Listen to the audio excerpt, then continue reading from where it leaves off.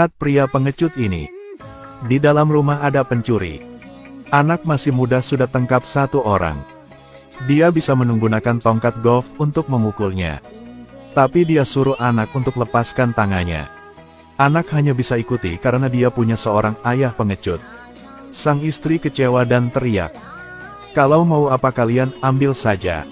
Sang anak sangat marah. Mulai berpikir dia lahir di salah rumah. Apa ini ayah? Lalu polisi datang. Polisi tanya apakah dia pegang tongkat golf. Kenapa tidak memukulnya? Sang istri kecewa, anak tidak mengerti. Polisi juga bingung. Dan malam itu dia tidak bisa tidur. Untungnya putri tidak benci dia. Dia bilang ada ayah di sini, dia tidak takut apalagi. Dalam sejarah, bocah itu harus berpura-pura menjadi seorang prajurit. Untuk mendapatkan hasil yang bagus, terpaksa untuk minta tolong sama ayah. Tapi dia hanya orang biasa. Anak tidak peduli, dia hanya ingin selesaikan tugas. Ibu suruh anak mencari ke paman, dia adalah seorang prajurit sejati. Ayah setuju dengannya, anak sangat kecewa. Hanya anak kecil yang senyum pada ayah. Tapi Nathan pernah lemah seperti ini. Ketika mau berangkat kerja, anak melihat mobil balap baru punya tetangga. Tetangga juga keluar untuk mengejek. Orang ini berharap dua pencuri itu masuk ke rumah dia. Dia baru ada kesempatan untuk menunjukkan. Sang istri antar anak sekolah. Dan Nathan hanya duduk di bus. Tiap hari berangkat kerja tepat waktu. Dia adalah akuntan di pabrik punya Roy. Banyak orang tahu berita ini. Paman mencari Nathan. Dia kasih untuk kakak ipar satu pistol. Berharap dia bisa menjadi pria. Untuk melindungi kakak dia. Bos Roy juga datang mencari. Bos tahu cerita itu. Tapi dia merasa bahwa Nathan sudah melakukan hal yang baik. Nathan kunci pintu, pilih lagu lalu minum sendiri untuk buang stres. Saat ini tiba-tiba dari speaker ada orang obrol sama dia. Ternyata Nathan punya identitas lain. Orang dari speaker tahu cerita kemarin. Ternyata Nathan sangat tahu situasi pencuri kemarin. Satu pria dan satu wanita belum 30 tahun. Mereka ketakutan dan putus asa. Di tangan mereka ada pistol sudah lama tidak dipakai. Dan tidak ada peluru. Ternyata ini adalah alasan untuk dia tidak bertindak. Dia adalah seorang agen khusus yang sudah pensiun. Karena dia bosan hidup yang harus bunuh dan bunuh tiap hari. Sekarang hanya ingin hidup seperti orang lain. Malam setelah pulang kerja putra dia seperti tidak mau maafkan. Sudah terbiasa bagi sang istri. Saat ini putri dia datang. Dan mengatakan bahwa gelang yang dia suka tidak ada. Anak taruh di piring ini. Nathan tahu jelas pencuri kemarin sudah ambil. Dia sangat marah, tutup pintu. Dia tidak pernah marah seperti ini. Lalu pergi ke panti jompo tempat ayah tinggal. Lalu keluarkan berapa alat yang sudah lama tidak pakai. Dia harus ambil kembali gelang punya anak. Ayah bangun, ada yang harus kulakukan. Kalau begitu kamu cepat pergi. Ternyata bukan hanya dia adalah agen khusus. Ada juga ayah Nathan dan saudara lain. Tidak menyangka anak punya Nathan sangat berani. Nathan masih ingat sidik jari punya dua orang itu. Dia pergi ke satu toko tato. Dengan link dari dia tahu informasi dua pencuri kemarin. Tapi satu orang sudah tahu wajah dia 20 tahun yang lalu. Pemilik toko datang untuk bertemu. Nathan ingin menukar uang untuk bereskan masalah. Tapi pemilik toko tidak kekurangan uang, yang dia ingin adalah wajah. Tiba-tiba dia melihat tato di tangan. Lalu omong sesuatu. Makasih kau sudah bekerja keras di industri ini. Pemilik toko juga omong saya juga adalah. Lalu pemilik toko tutup pintu. Kunci 7,8 kali lalu pergi. Pemilik toko tidak punya muka lagi. Bisa bantu apa untuk kau? Nathan tunjukkan tato. Lalu langsung pergi mencari dua orang itu. Kali ini Nathan bertemu dua orang itu tidak ada lagi tatapan pengecut. Dia menunjukkan kepribadian aslinya. Wanita di samping langsung serahkan jam tangan yang mereka curi. Tapi Nathan hanya ingin gelang punya anaknya. Dan cepat dia teriak tanya mereka. Tiba-tiba di dalam kamar masih ada suara anak kecil. Ternyata pencuri ini punya anak juga. Karena anak ini jadi Nathan memaafkan mereka. Sangat marah keluar dan tonjok tembok. Setelah naik ke bus tangan dia penuh dengan luka. Dalam hati sangat marah tapi tidak bisa sembunyikan. Ini sangat kesal. Saat dia tidak tahu harus melakukan apa tiba-tiba pecandu alkohol muncul. Mereka terlihat seperti gangster. Keliling gadis itu. Lalu melihat Nathan sedang duduk di paling belakang. Nathan senyum ingin kembali ke hidup yang normal. Dia melihat gadis di tengah. Mulai suruh sopir turun dari bus. Dia tidak pilih biarkan tapi dengan cepat suruh sopir turun dari mobil. Malam ini dia sudah cukup bertahan. Saya mau bunuh kalian. Hahaha. Pria ini dipukul. Nathan ingin dapatkan perasaan. Satu pukulan, lalu dua, Nathan akhirnya sudah temukan rasa yang dia cari. Jika tidak ada rasa sakit dari tulang daging, tidak ada lagi pertempuran. 112 akhirnya dua orang kalah sama Nathan, berbaring di sofa. Sisa berapa orang tidak bisa berdiri. Orang ditendang keluar adalah Nathan. Ada orang patah hidung, ada orang hilang gigi. Mereka sedang bahas soal mereka sakit apa. Nathan sekali lagi naik ke bus. Sekarang Nathan seperti sudah temukan rasa yang dia cari. Dia pertahan tusuk berkali-kali. Akhirnya kangkat leher berapa orang. Satu orang sedang isi ulang peluru.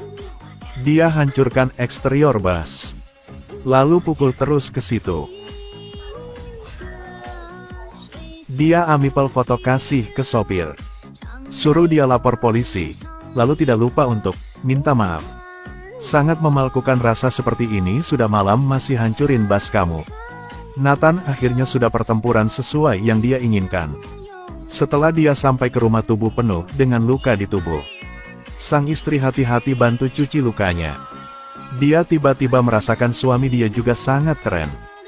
Dan malam itu istri dengan tangan. Dalam kelompok tadi dipukul ada satu. Adalah adik kandung bos mafia bernama Lukas.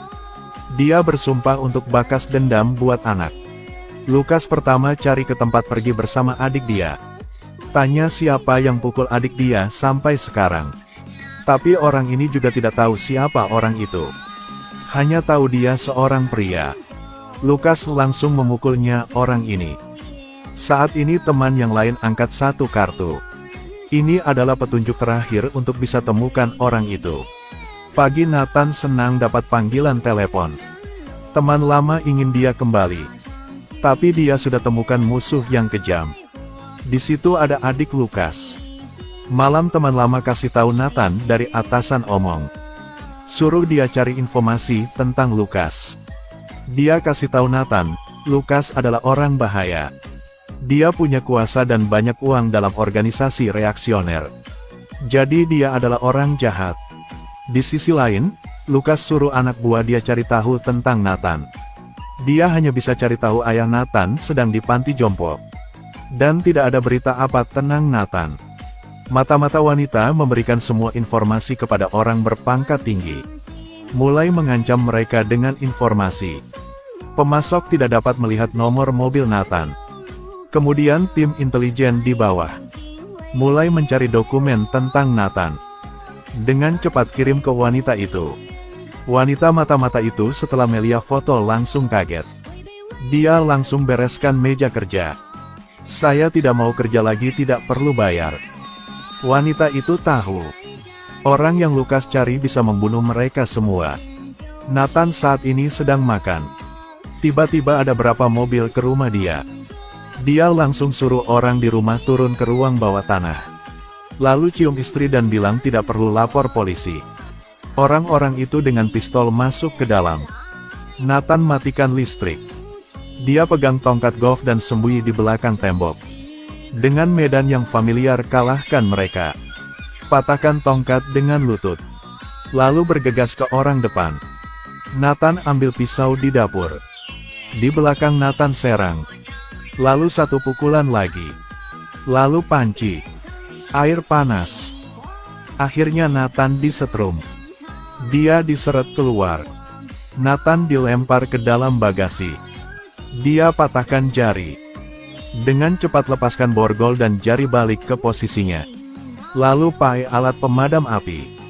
Naik ke garis depan lalu buka tutupnya. Mobil dengan cepat tabrak tiang listrik.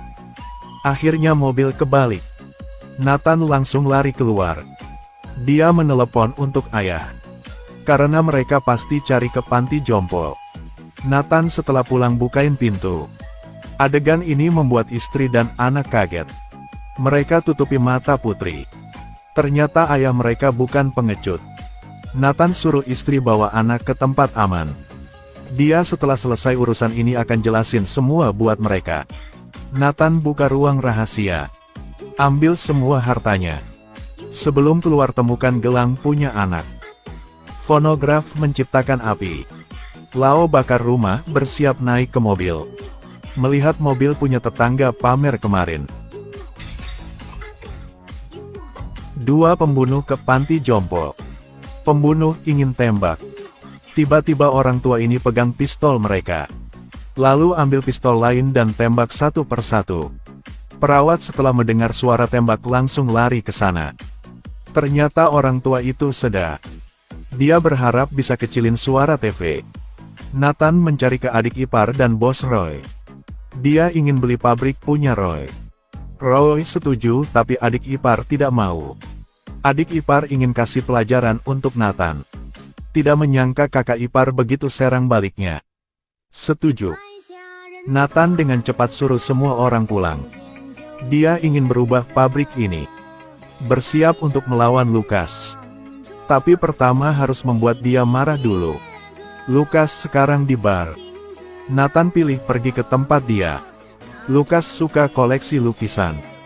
Jadi memutuskan untuk hancurin semua. Nathan juga melihat satu lukisan di tembok. Dia ambil lukisan pergi. Sebelum pergi dia bakar semua. Lalu Nathan muncul di karaoke punya Lucas. Lucas harus menghargai orang ini. Ternyata dia bawa senjata ke sini untuk negosiasi. Lucas biarkan semua orang keluar dulu. Dua orang mulai duduk dan obrol. Nathan kasih tahu sudah target Lucas dengan waktu cukup lama. Mencari perasaan pada tahun itu. Jadi masih ingin bermain. Tapi dalam hati masih ada sedikit rasa. Kau hancurkan ruangan saya akan balas. Lucas sekarang baru mengerti dia telah hilang apa saja. Nathan beri orang ini dua pilihan. Satu, menjauhi hidup saya, tidak ada hubungan di antara kita lagi. Jika masih mau serang saya akan tunggu kabar dari kau. Nathan pergi ke mobil punya tetangga. Tidak lama Lucas muncul seperti rencana. Sepertinya dia tetap mau balas dendam. Lucas keluarkan semua senjata. Mulai serang di jalan kota. Nathan lewat depan bus. Tapi sayangnya mereka belum sampai. Tiba-tiba sebuah mobil muncul lewat. Mereka mulai tembak satu sama lain. Nathan dari belakang. Dua bus mulai aktifkan. Dan dia diserang dari depan. Dengan cepat Nathan belok, sangat keren kan? Membuat mobil depan pasti mobil terbalik. Lalu injak gas dan pergi. Sepertinya tetangga tidak bohong. Kecepatan mobil ini sangat cepat. Nathan akhirnya juga sampai pabrik. Tidak lupa untuk ambil lukisan. Sepertinya dia sangat suka. Tapi Nathan ditembak terus. Dia kejebak di situ. Tiba-tiba anak dari ayah muncul. Dia masih kontak sama Nathan. Dan ada kakek tua dia panti jompo. Tembak berkali-kali, sangat senang lihatnya. Berjalan kaki tidak apa-apa, pinggang juga tidak sakit. Kakek tua ingat masa lalu. Nathan mulai aktifkan mesin yang sudah siapkan dari sebelumnya. Saudara dia juga keren. Dengan satu tongkat bisa masuk ke dalam. Bisa mundur maju, bisa pendek lalu panjang, tongkat jadi pistol. 3 orang masuk ke dalam, dia tembak sudah habiskan 3 orang. Kakek ini juga sangat keras. Spiritnya melakukan hal yang dia suka pasti tubuh merasa sehat.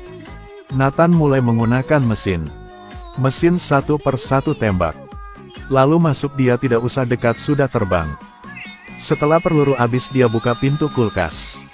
Ambil pistol yang dia kasih oleh adik ipar. Akhirnya 3 orang habiskan semua kelompok itu.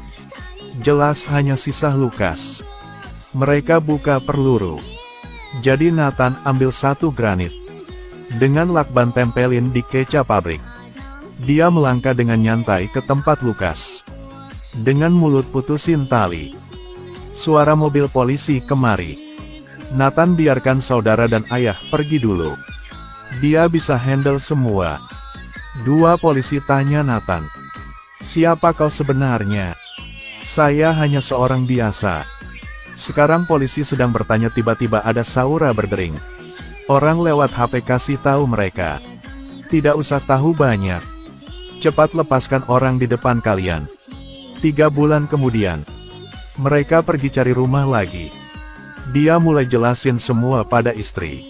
Saat ini hanya ingin menjadi seorang suami yang baik, dan seorang ayah bisa ajarin anak. Tiba-tiba ada suara ponsel panggil ke staf. Orang ini ingin bicara dengan Nathan. Atasan ingin menghibur dia. Harus berpikir untuk dapat pengembalian. Mata Nathan sangat tengang tapi istri mengerti semuanya. Ruangan ini ada atau tidak? Ruang bawah tanah, mulai waktu itu mereka hidup bahagia bersama.